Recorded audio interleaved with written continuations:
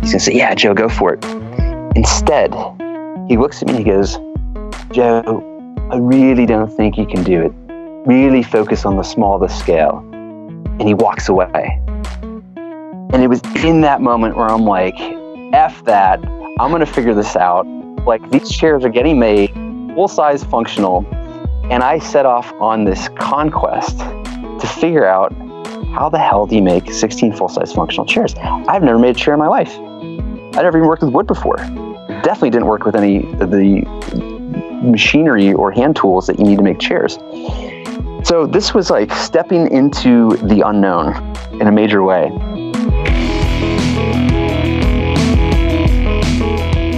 Hi everyone, I'm Jamie. I'm Amy, and this is Clever. And today we are talking to Joe Gebbia. You know his name because he famously co-founded Airbnb and helped to build a new global economy in hospitality. But did you know that he also founded a basketball team? It's true. He started the basketball team at Rhode Island School of Design, where he also earned dual degrees in graphic design and industrial design. Now he serves as the CPO of Airbnb and works to instill a culture of creativity throughout the organization. He's also responsible for Samara, Airbnb's new in-house design studio that focuses on exploring new attitudes towards sharing and trust. Plus, he recently launched a collaborative workplace furniture collection with Bernhardt Design. So let's talk to Joe.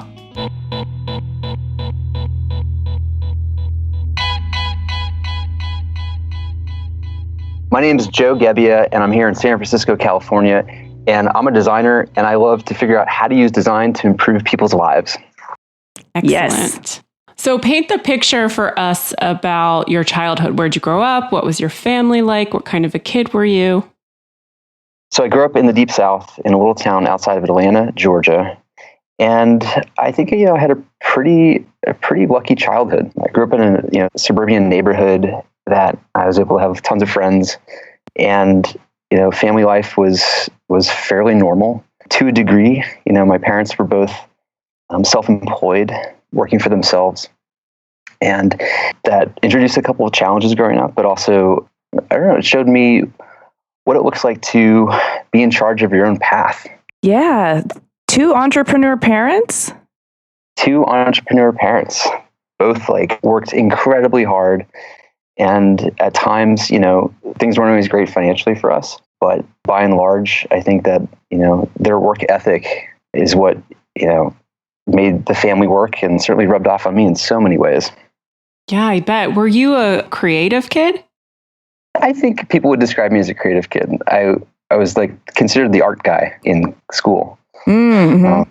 Even from elementary school through middle and into high school. One of the things I was blessed with my parents is that they were always supportive of whatever my interests were, which was very different from some of my friends' parents that sort of said, you have to be an athlete, or you have to be into science, or you have to be into, a law degree one day, or they're sort of some of my friends were put on tracks very early in life. And I felt very lucky that my interests in music, art, and sports were embraced by my parents. So how did that show up? I remember in the second grade, I started my first company. And it was the perfect intersection of art and entrepreneurship. In the second grade, this is it must be early 90s. The original Teenage Mutant Ninja Turtles had come out. And it was all the rave. I was so into it that I started drawing the Teenage Mutant Ninja Turtles. And classmates started to want to buy these drawings from me.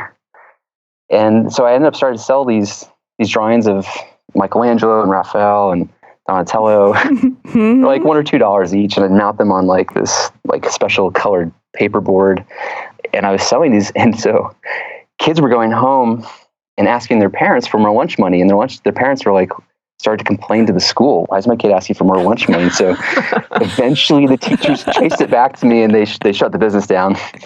Oh man. It was great. I got to experience what it was like to create something that other people wanted and actually wanted to, buy from you.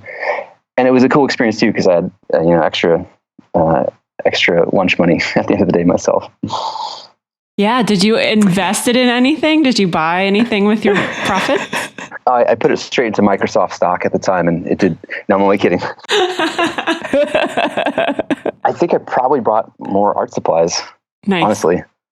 Yeah, reinvest in the business. That's good. It was just really fun to see people find delight in something that you created. And that was a really early lesson for me, and something that stood out, and something that, informed me to the next project of like, cool, that was fun.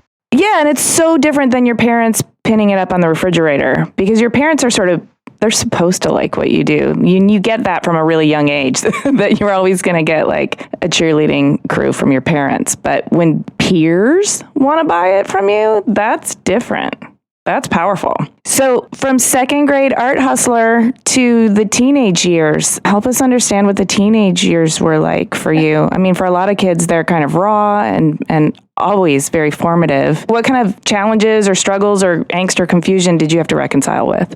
Well, I remember growing up, my parents were always on the road. They were always out with customers, with stores that they worked with, the products that they were representing or selling. And I remember getting to tag along with my mom or my dad on these trips.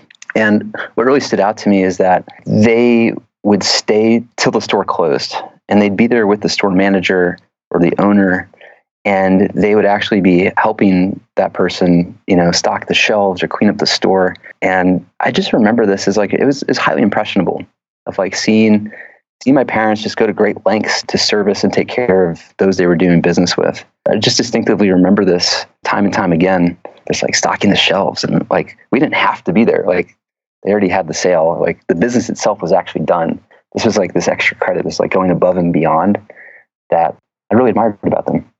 I mean, did you ever feel slightly jealous that these customers were getting more of your parents' attention than you were? I don't think so, no. I think I connected the dots that this is bringing home the livelihood that could then fund my art, my sports, and my music interests.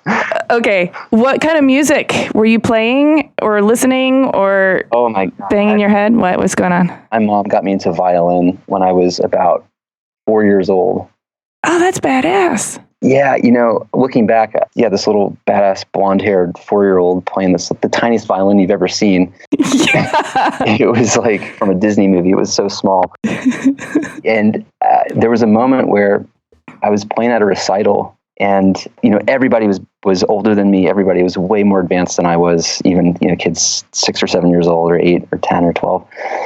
And eventually in the recital, the song we were all playing together, it got beyond my ability to play. And I just sat down on the front of the stage with my tiny violin.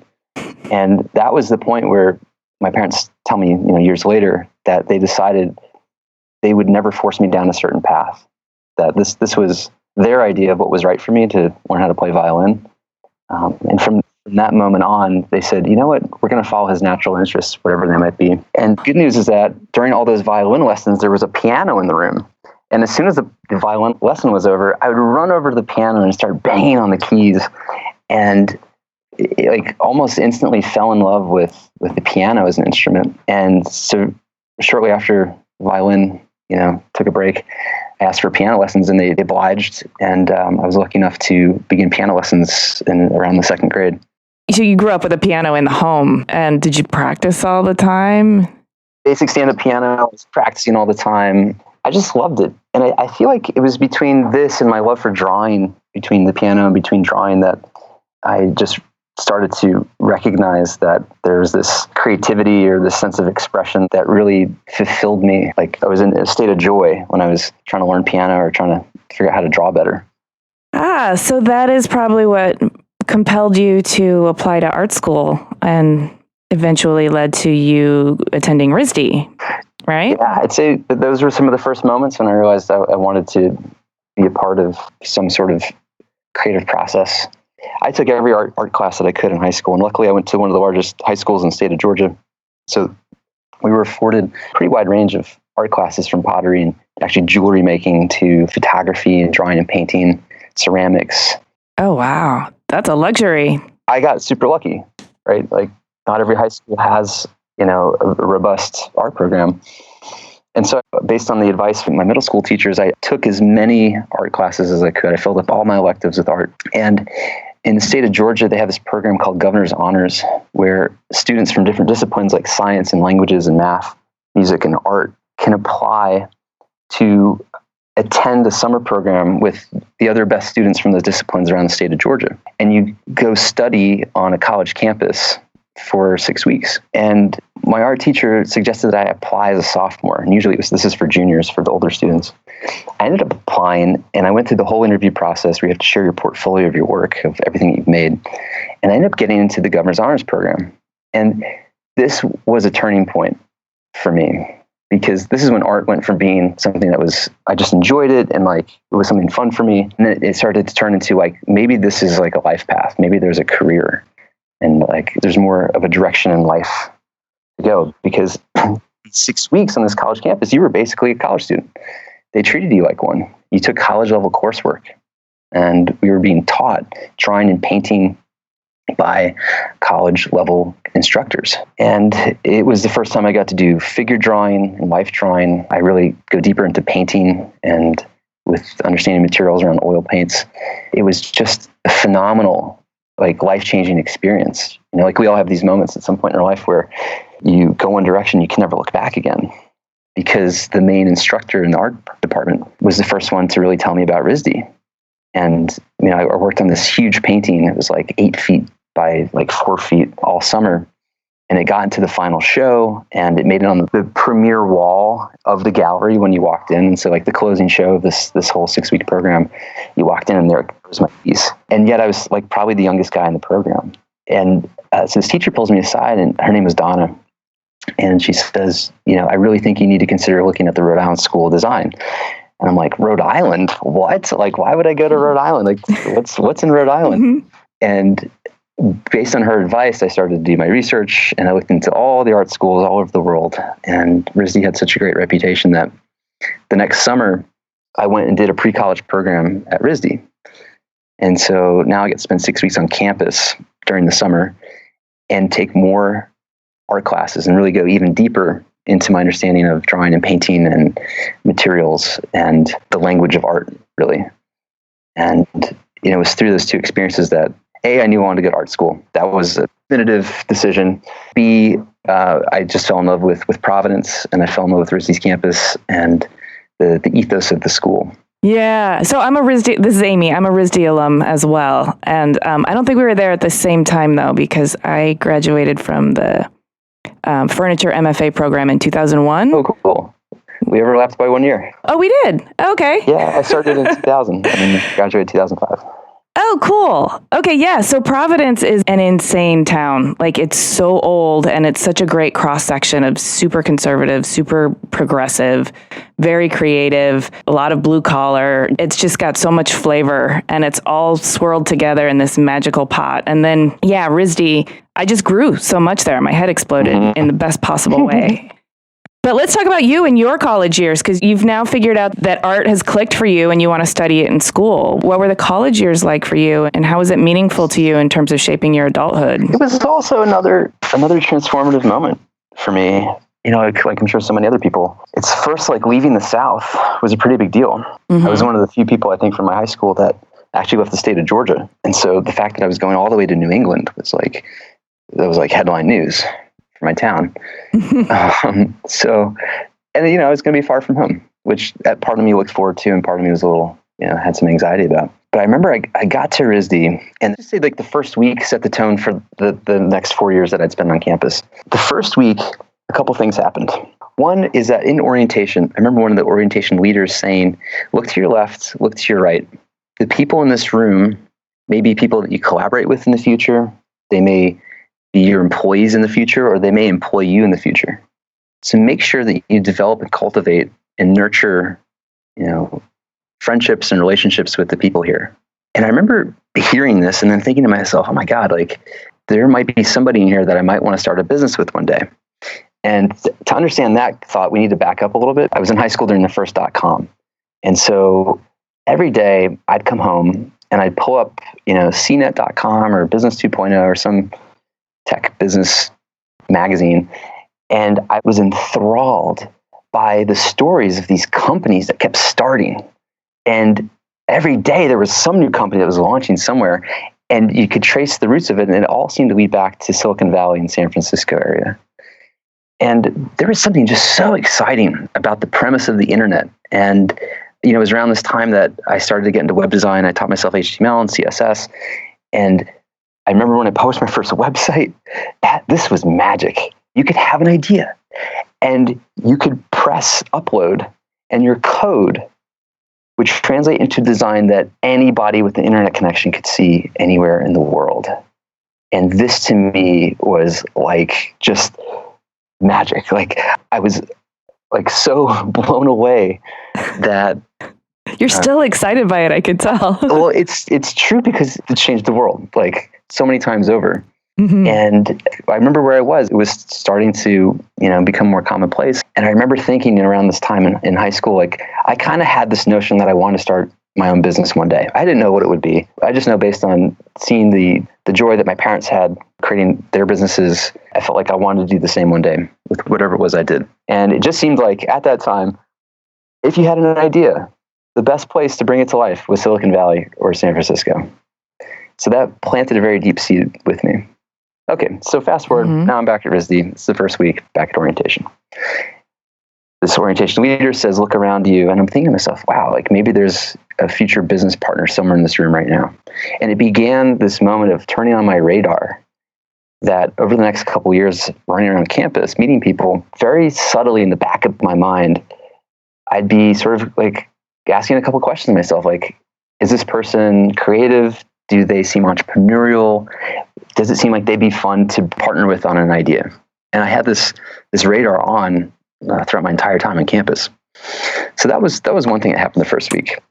Oh, that is profound. Yeah. It was good advice. The second best piece of advice I got on campus was from a fifth-year architecture senior named Bill. It was late one night. We're outside the Carr House, which is this really old house on campus. This beautiful architecture from like the late 1800s. And inside the Carr House is the Office of Student Life. This is where all the student groups came and ran their organizations. And I asked Bill, this much wiser fifth-year senior who's about to graduate, I said, Bill, like, what advice do you have for me as a freshman? And he looks at me and goes, Joe, spend as much time in that building as you possibly can. And he pointed to student life. And here I am on campus. I don't know anything. So I'm like, okay, Bill, I'm going to do that. A couple of days go by and I walk into student life. I go to the guy at the front desk and I look at him and I go, hey, I'd like to sign up for the basketball team. And he looks at me with this really funny face and he goes, well, we don't have a basketball team. We're an art school. And I'm thinking to myself, shoot, I should have asked this sooner. I played basketball my whole life. I love the sport. And there's this awkward silence forming between us. I'm looking at him, he's looking at me. And he breaks the silence by saying, but you can start a team if you want to. And I go, really? Well, how does that work? And he goes, well, find 12 other students that also want to play basketball and come back to me with their names. And I'm like, that's all I have to do? He's like, yeah. So I run around campus, I put up signs in the dorms, and I found 12 people that also played basketball. And I brought the list to him, a couple of days later. And I go, what's the next step? And he goes, great. You need to go to the Student Alliance to get recognized as a student organization, to get funding. I go, how does that work? And he goes, you have to go to this room at this time. I go to the Student Alliance meeting. It gets approved as a student group. I get a budget. I go back to him. I go, what's the next step? He goes, well, I guess you need a gym, don't you? So University did not have a basketball gym. So I had to source a local high school gym that we could rent from. I got a van for the team that we could drive to get there. And that year, we formed RISD's first basketball team. And in so many ways, what this team represented as it went from this super scrappy group that year to a more matured, built-out program that's still going today. This was, in so many ways, my first startup. Mm-hmm. I had to... The balls. Yes, they are called the balls. It's an art school. Our listeners should know that RISD's other team is a hockey team, and they are called the Nads. So people in the bleachers can cheer, "Go Nads!" Oh my god! There was a theme that we needed to fit into, so yes, we're called the balls. And our logo, I had to develop the logo and the brand. I had to assemble a team. I had to raise funding for the team. I had to put an operation together and actually call other schools to schedule games with them. Oh, wow. This really is a startup. It was the whole thing in like this little microcosm. Yeah. Right? all of the same things at obviously like a tiny, tiny scale. But it certainly allowed me over the next couple of years to really, bump into the walls of entrepreneurship. Of like, okay, well, I have this idea. I really want to create a basketball team. I want to play on one. And I made so many mistakes with putting that team together. I would call up schools in New England to tell them that the team existed. And I didn't even finish my greeting, and coaches were hanging up on me. I'd say, this is Joe Gebbia from the RISD basketball team. Hello? Nobody took us seriously. I got the first team. It was a college in Massachusetts to agree to come down. They sent their junior varsity team. And I knew it was bad news when they walked in the door and they had 4 coaches. Oh my God. And their shortest guy was taller than our tallest guy. And sure enough, I think they realized what they got themselves into when they entered the court and they saw me as the player coach and this like rough and tumble, like art school basketball team with like, really basic jerseys with the Balls logo on the front. And I mean, we got totally creamed that night. I remember the score was 94 to 49. It was that's not a that slaughter. bad, actually. 49. That's good. Yeah, 49 points. To me, it was a huge win. That was the first game that the Balls played. And from there, it was actually downhill. I was able to call schools and figure out how to actually put a schedule together. Eventually, I roped in a couple of other art schools. So I got Pratt University in Brooklyn, and I got Cooper Union in Manhattan. And those became huge art rivals for us. And there's a kind of a meta thing that happened as I look back over the years of forming and then running the Balls, is that before I ever got to RISD, I'd be curious if you heard this too, is like everyone warned me that, it's the work ethic and the workload is so heavy that, people go off into their majors and you never see them again. And there's these silos that exist. And I always thought, even before I went to campus, I'm like, wow, like it'd be cool to actually break down the silos somehow. It'd be cool to actually figure out ways to commingle and cross-pollinate more based on this theme that I keep hearing from people. And one of the things I'm most proud with about the Balls is that it brought together students, faculty, alumni, staff, administration, local, Providence community members, even Brown students, under the same roof at the same time. And the only other moment that happened during the school year was graduation. And so there's this really cool kind of meta part of the basketball team. Yeah, it was about sports and it was about staying in shape and it was about, running this operation and learning all this stuff. It was also about bringing people together. It also presented one of the world's greatest marketing challenges, which is how do you get art students to a sporting event on a Friday night? That's impossible. Well, that's fantastic that you did that, though. That's really cool. And it's cool that it's still going. Oh, it is. Before I left campus, I wrote this thing called the Balls Initiative. And it was really my framework for why the team exists, how to run it, all the resources that I had created or discovered over the time that I was on campus. And it was really meant to be like the legacy document that every captain thereafter could pass down to the next one.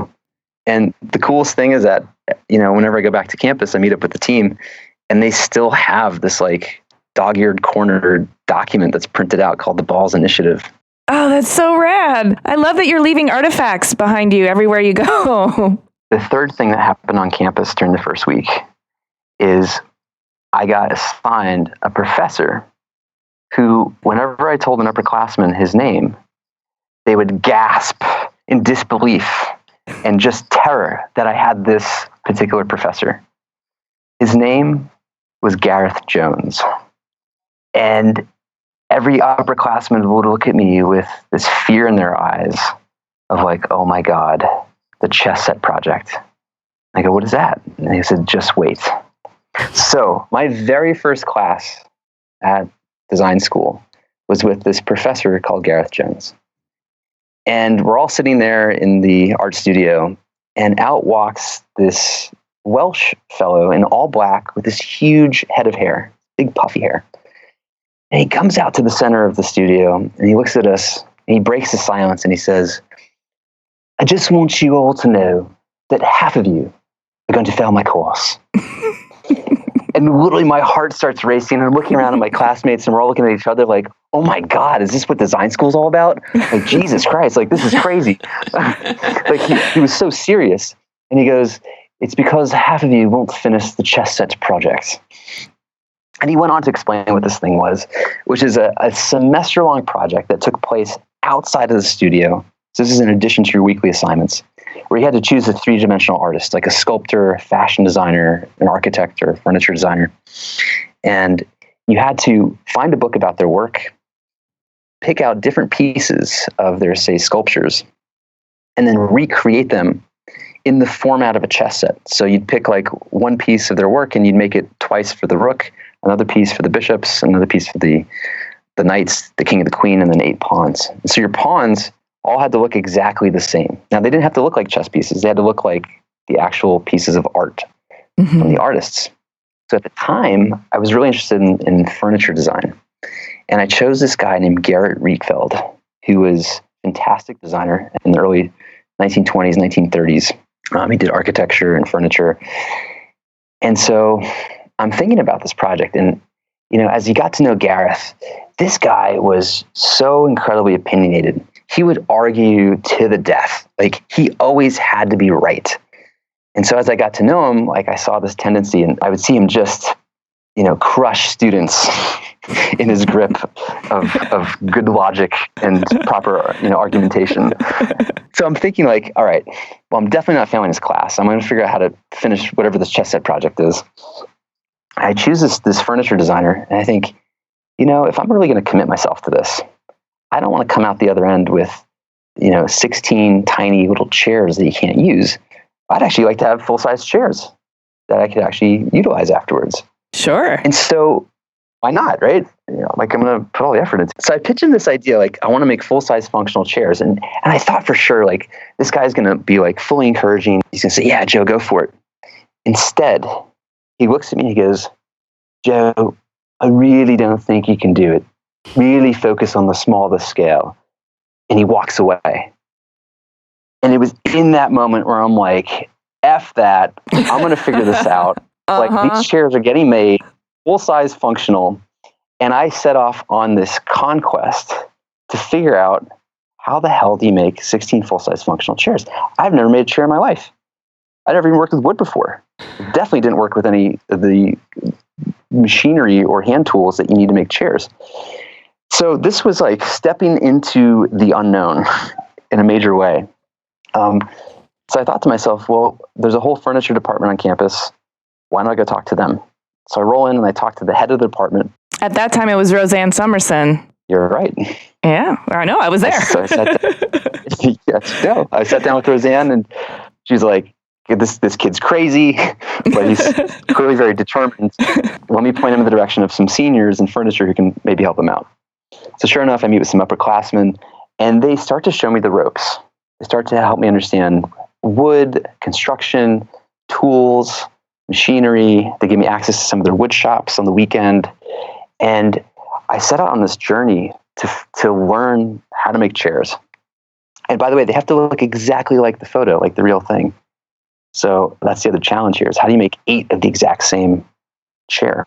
So I'm cranking away all semester. People are going out on weekends, and like, I'm in the studio working. And I was just so committed to figuring out how to get this done.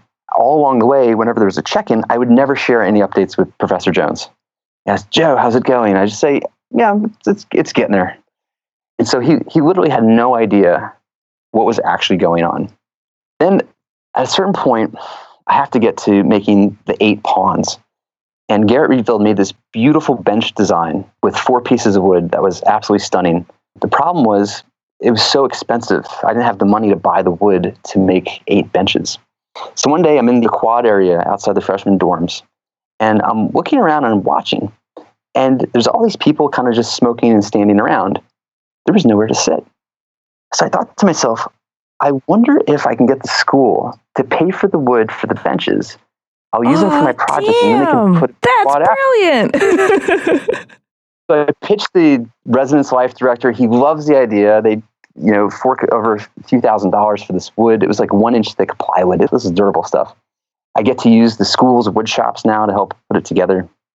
And basically collecting all these chairs in my dorm room for the semester. My whole dorm was overtaken with like chairs. Anyone who came to visit was like, what's going on here? This is like a factory.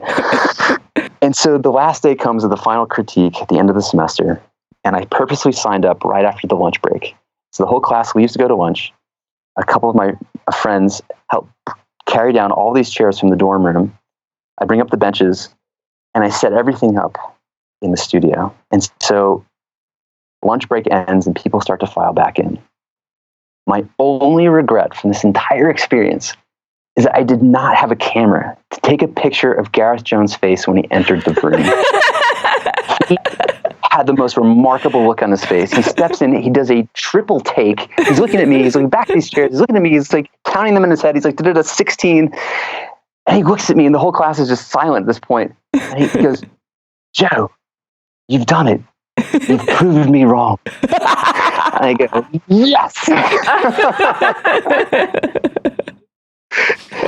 And it was this like breakthrough moment where from that point on, to me, anything was possible. You know, I stepped into this not having any idea or any experience whatsoever of how to make a chair. I had somebody that I looked up to, a mentor, telling me that I couldn't do it. There was no reason why this project should have been successful, right? All the odds were kind of against me. And at the end of this project, it was kind of like, wow, like if you can do that, like what's next? Like what's the next chess set project? And so RISD became just a sequence of these chess set projects of trying to find like the next challenge. So the basketball team is an example of that. And there's certainly many more stories than we probably have time to go into. That is fantastic, though. I love that it's a combination of industriousness, like ingenuity, a little bit of hustler, and a lot of rebellion, too. It's like pure spite to just prove him wrong. Like, there's nothing more motivating than like an FU, you know? You think I can't do it? Hell yes, I can. Watch this. Totally. That's awesome. Okay, so now that you've built all this furniture, you obviously have a lot of furniture experience, and you recently designed an office furniture collection for Bernhardt called Neighborhood. So it's kind of interesting how you veered away from furniture and now you're back with it. So can you tell us a little bit about that story? Yeah, so from the chess set project and those chairs, I went into industrial design and graphic design, finished a dual degree, and the industrial design experience, I fell in love with this idea of creating objects that people could interact with. And, furniture is just one of many outputs. And a website, an app, piece of furniture, these are all just outputs of creating things for people to interact with. I was in Milan last year at Salone di Mobile, and I had a chance to meet the fellow who runs Bernhardt. And he asked me a question. He goes, Joe, if you could design anything for your office, what would it be? And the minute he asked me this, it's sort of like the floodgates opened. Because for the last 9 years of running and working with Airbnb, we've moved offices 5 times. So what started in our apartment became a small warehouse, became a bigger office space, became a much bigger office space, and now we've even just expanded into another one here in San Francisco, and we've got 20 plus offices around the world.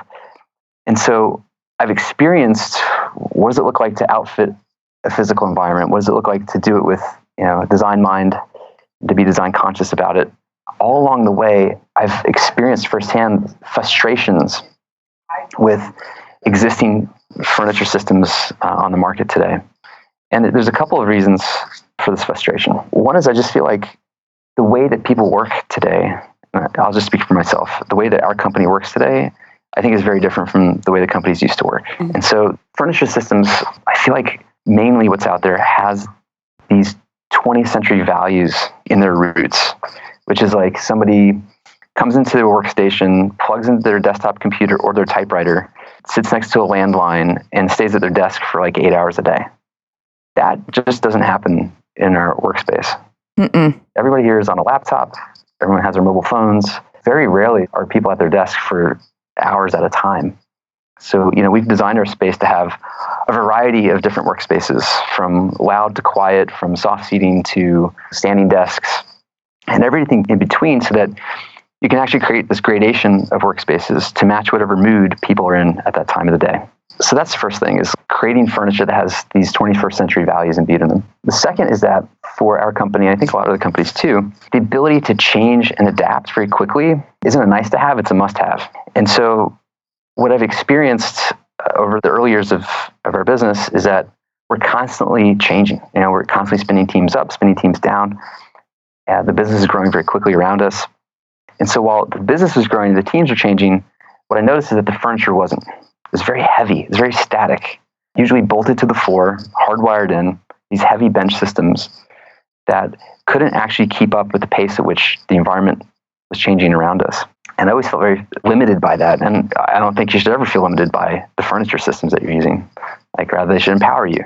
Mm-hmm. And so the third thing is this notion of the open floor plan, which has been all the rage and now it's getting all the criticism. It's good for collaboration and serendipity. It's terrible for focus and concentration. And so when he asked me this question, the floodgates just started pouring open. I was like, I have so many ideas of what kind of furniture we need that's not on the market right now. And he goes, well, send me some sketches. So I had my sketchbook and I pulled together some ideas. I sent him a couple of images of some sketches. He's like, oh, these look really good. Let's meet in a couple months in New York and present a couple of different concepts. So I really got to polish off my rendering skills from industrial design. And I presented about 6 or 7 concepts to him. And Jerry from Bernhardt is an incredible editor. He looked at a bunch of them and says, no. And he found one. He goes, yes, this is the one. And it was based on very simple geometry, based on a cube and a back piece that can snap together to create a chair. And from that, it's almost like having Lego pieces. You could extrude them, you could connect them in an almost unlimited number of formats to suit the space for wherever the needs were. Mm-hmm. And as the space expanded, so too could the furniture. As the space contracted, so too could the system. Mm-hmm. And so he made a prototype, sent it out to California. It looked great. We made a couple of tweaks, went through another iteration of prototypes. And before we knew it, we had this furniture system in front of us with upwards of 40 or so different pieces that you could put together in different configurations no matter what the environment was. Jamie and I both saw it at ICFF this year, and it's inviting and it also feels adaptable and it feels like there's a lot of promise. Like I wanted to play with it like it was Legos. I wanted to move it around and make it my own. I wanted to make forts out of it almost. I'm so glad you had that experience. It was designed to address open floor plans in the sense that the materials are all soft. They're meant to absorb sound. And it has a high back version to the soft seating. And this is important because there's this design principle that I learned at RISD from a professor called the Savannah preference. And the Savannah preference basically states that humans are hardwired to prefer savanna-like landscapes, like way back in the day in Africa, which savanna landscape is kind of open, but it's got moments of tree or shrub or brush where you can take protection from the sun or from predators. And it's very different from a forest, which is highly dense and you can't see into it. And therefore, you don't know if it's safe or not. And it's also very different from a desert, which is totally open and you're fully exposed with nowhere to go. So humans have been preconditioned over many, many years to prefer savanna-like landscapes. So in open floor plan settings, the thing that I've experienced is there's a loss of privacy. There can be a loss of intimacy in open floor plans. And so the high back is really meant to create moments of intimacy and privacy where you can spot these high back enclosed structures. So the minute you enter a room, the subconscious part of all of us that look and scan a landscape to see if it's safe or not, the high backs can help contribute to a landscape that helps you feel safe and helps you feel at ease. I was able to take the original prototypes back to the Samara design studio under the agreement that I couldn't tell anybody what they were or where they came from until they became public this year at ICFF. So for 6 months, people were using the furniture system and had no idea that I was the guy behind it. Oh my God. Which was awesome. It was incredible because my team was using it at Samara and I got real honest feedback about the work.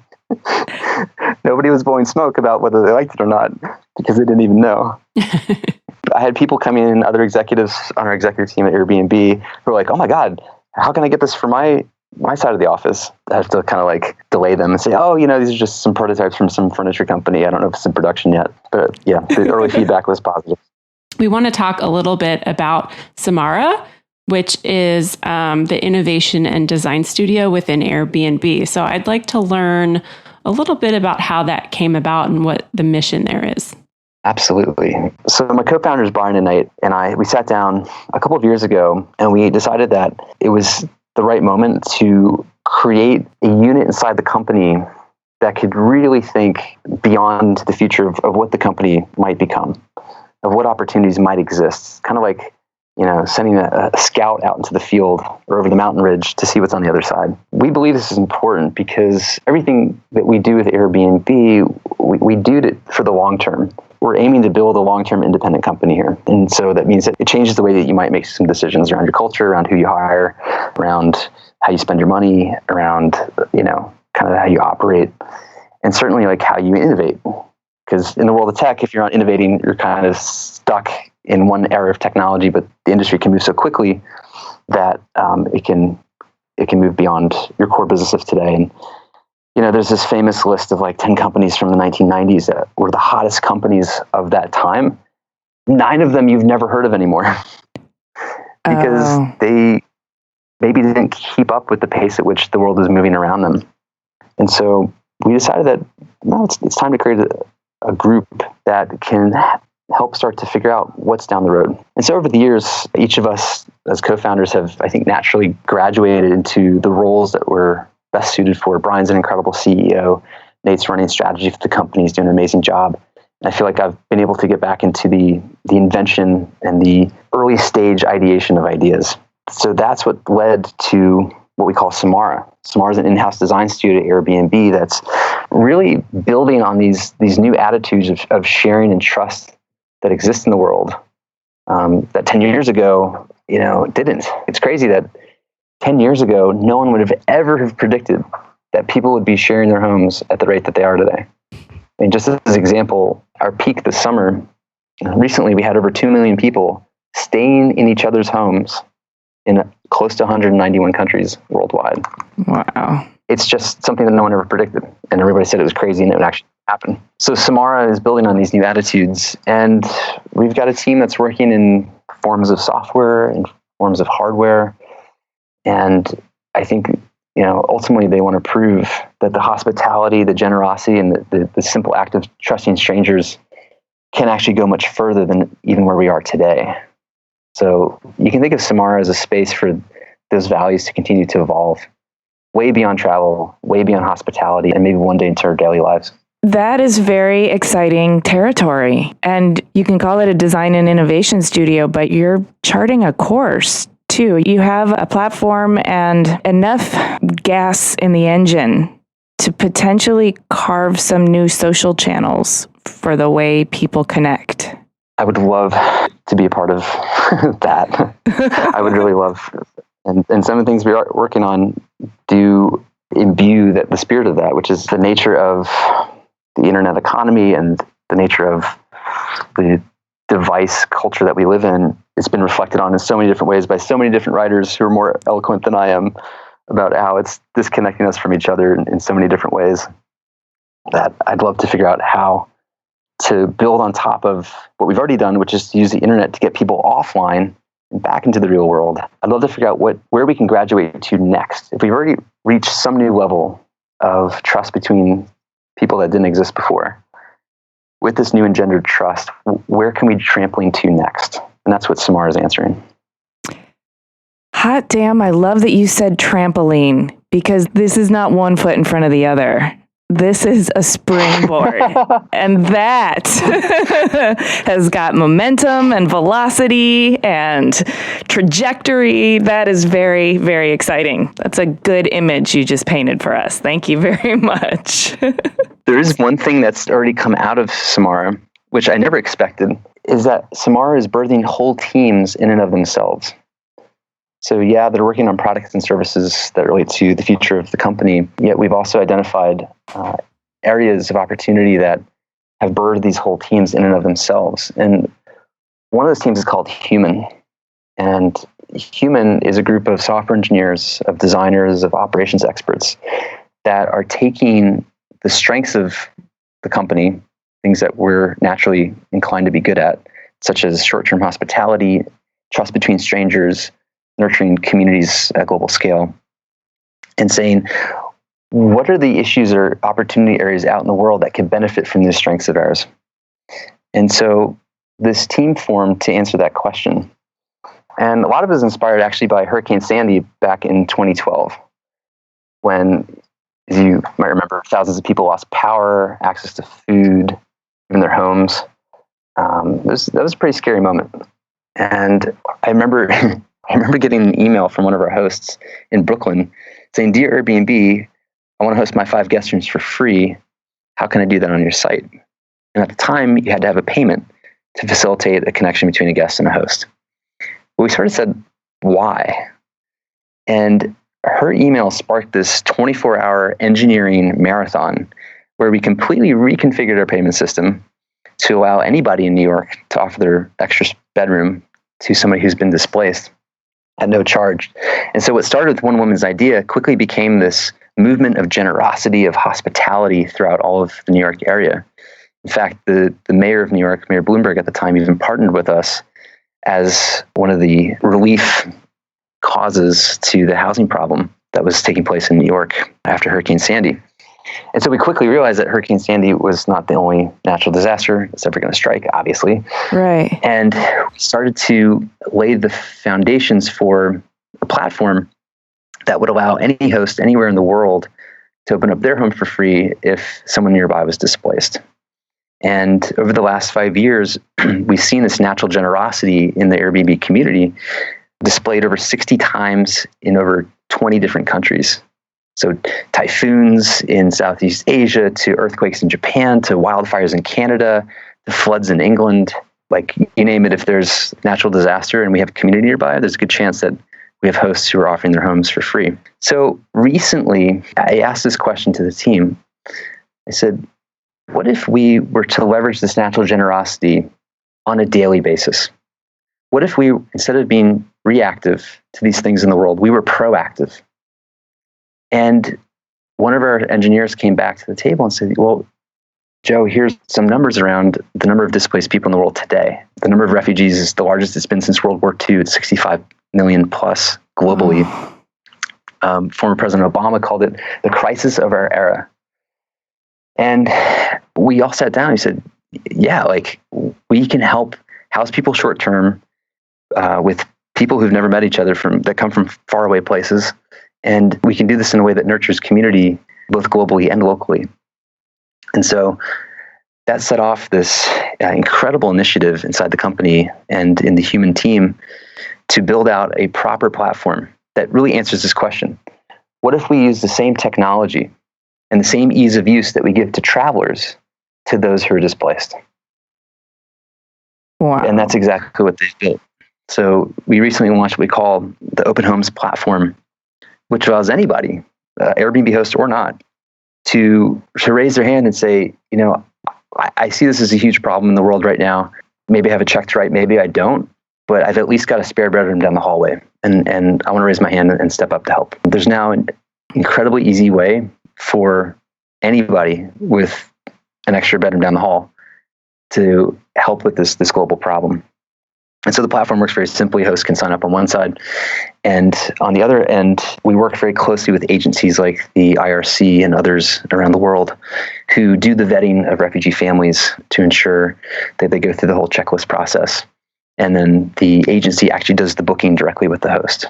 So it's launched now globally throughout Canada, France, UK, Greece, United States. And it's early, though the stories that are coming in are incredibly profound. There's a woman in Denver named Susan who took in an Iraqi family in her home in Denver. And she very quickly learned that housing is an important need, but there's a whole other, imagine you're coming to a country for the first time after waiting sometimes for many years, and you've just landed.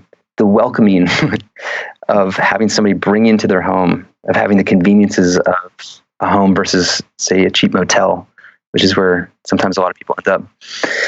It was just such a great first impression for this Iraqi family. And, you know, over the course of their stay with her, she was raving to her neighbors about how exciting it was to play a part in this global situation that's taking place. And her neighbors started to get interested. And so the cool thing is that started to get involved. One guy donated laptops so that the kids could have computers. Another helped their kids get into a local school. Another drove the husband to and from work interviews so he could get a job. And so everybody started to enroll in and say yeah, I want to help. How do we help these new community members integrate into this part of our neighborhood?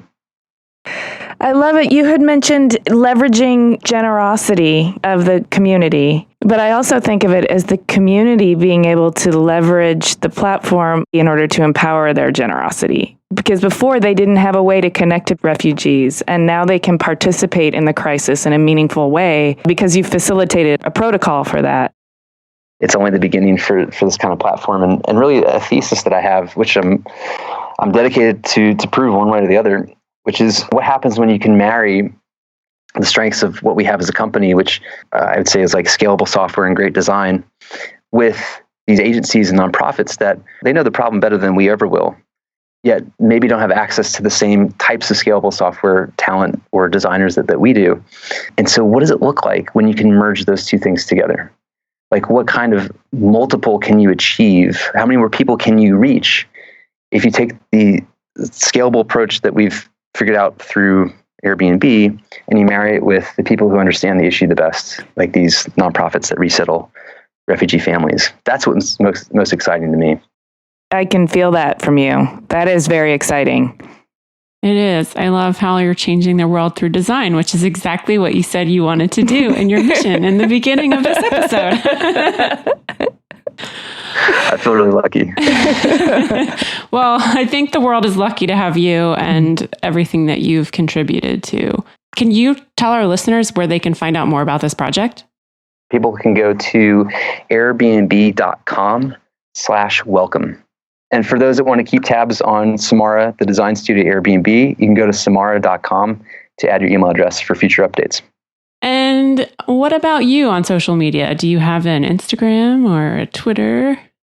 I am, though I just set it up so that it's buried deep in a folder on my iPhone, and it's labeled AM, PM only.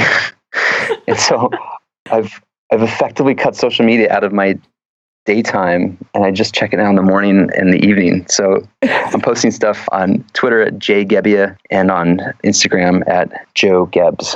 Great. Well, thank you so much. We loved all of your stories from the college days and what you're doing with Airbnb and with people around the world opening their homes up to help others is an incredible and much needed effort. So thank you. Awesome. You guys rock. You're great. All right. Take care.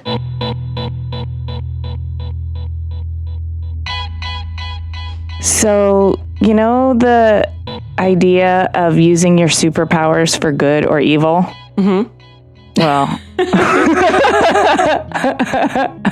Joe's using his for good, obviously. There were so many more questions I wanted to ask him. Yeah, but he's out saving the world, so he doesn't have time.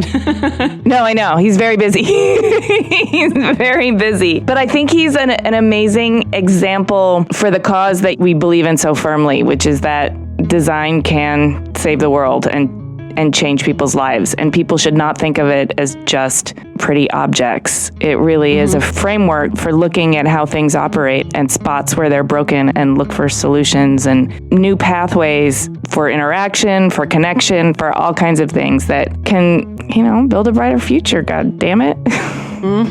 So when he was talking about RISD and the teacher he had in the chess set, I was just thinking about or wondering how many of our listeners have attended RISD and had to go through the chess set project. And I kind of want to know if you have sweated through that process. We would love to hear from you and your experience with the chess set. Totally.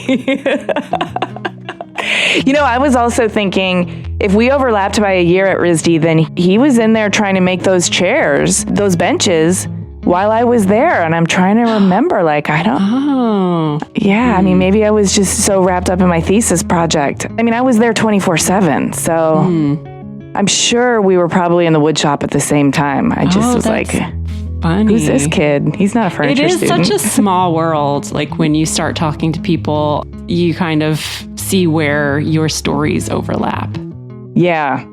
I do like the fact that he had his radar on the whole time he was in school. I think that's important. Well, I think it's important too, as you know, if you're in a design school or really in any school studying anything, to any situation. Like get involved, explore other departments, other social activities, and put your feelers out there and see who might be doing something that you could contribute to or be a part of, and team up. I love that he started the basketball team at RISD.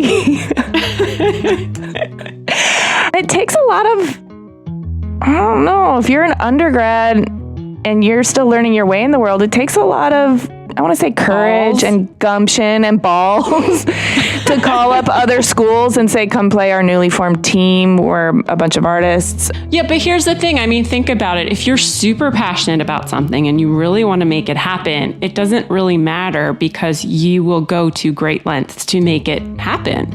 And I think, you know, that's what happens with a lot of startups, is the people who start them are super passionate about what they want to accomplish. And it's not really necessarily about, I want to start this business. It's about, I want to see this thing happen, or I want to participate in this thing and have fun. And, you know, it's a passion project, but it turns into a business. And that was his first taste of bringing people together. Yeah. Go balls. You guys out there, you should go balls out.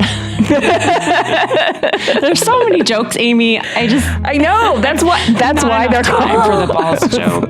I know. Hey, thanks for listening. Please do us a favor and write us a review. It really is enormously helpful. And please subscribe to Clever on Apple Podcasts or wherever you get your podcasts. Go to cleverpodcast.com to sign up for our newsletter, read an additional Q&A we did with Joe, and see images of his work, like the furniture collection he talked about. You can connect with us on Twitter, Instagram, and Facebook at Clever Podcast. We appreciate all of your comments. This episode of Clever was edited by Ty Navarez with music by L1011.